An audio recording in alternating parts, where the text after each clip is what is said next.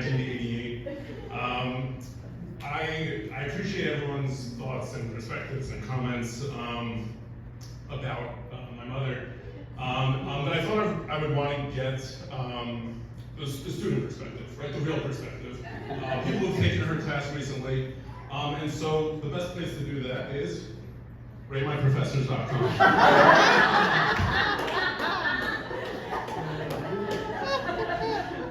So, I don't know how they work it, but out of 200 people who they surveyed, most of them were awesome. Most of the ratings were awesome. Let's see, here we go. 84 were awesome, 55 were great, 23 were good. Okay, and all the rest were awful. Surprise. Okay, most of the people who were awful were people who did not take advantage of everything that my mom offered. Right, the people who did well in the class were the people who came to office hours, who came to class, who did their work, and who did what was expected of them. I think something that that you've taught me personally, and I know I'm sure my siblings as well, is that you get what you put into things, or you get out what you put into things. You're dedicated to your family, you're dedicated to your job, you're dedicated to everything that you believe in, whether it's your school, whether it's here at Rutgers, whether it's your children's school, whether it's the synagogue. And in that way, you are not just a professor of communications, you're also a professor of life. And it's something that has taught me day in and day out just watching you in that way. That being said, I also feel like I should get to rate my experience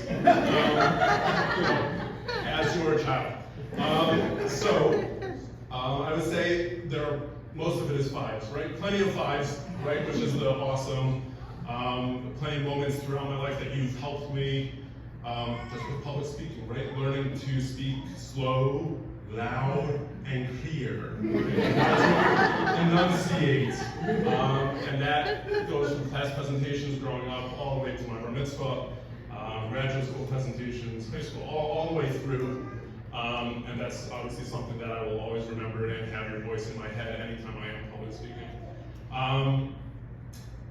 I also want to thank you for being co-author on most of my papers throughout my life. You get second, I was most peer reviewed, right? Maybe not as co-author. I would send you papers all hours of the day and night, and pretty quickly I would have them back fully edited and commented. Never a grade, which I appreciate. But I think one that we take pride in together, one paper that I wrote and you edited was my toilet paper. I wrote a paper on the mechanics of the toilet and how it worked. And my mom takes great pride in telling people that we work together on our toilet paper. I will say I have two stories in mind that I would give ones that were like rough experiences as I was trying to figure out what exactly my mom does in conversation analysis. Let's see, one of those stories has to do with camp. I was a camper in a day camp in Central Jersey. My mom did not appreciate how the counselor was speaking to the campers, was how they were handling the bunk. And so after talks with the directors of the camp and the head counselor and stuff like that, she decided to bring in a book called How to Talk So Kids Will Listen and Listen So Kids Will Talk. She had me buy that book. I have that book. She had me.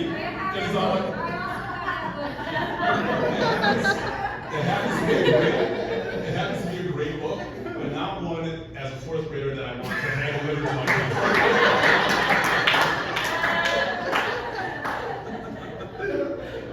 So again, I guess that gives you a little insight into what conversation analysis is, right? How to say, what not to say, what not to do. But the other story happened in Stradaway, where we were trying to return a pair of shoes that I think my mother firmly believed we were within the right amount of time and we should have been allowed to return it. And the manager behind the desk disagreed.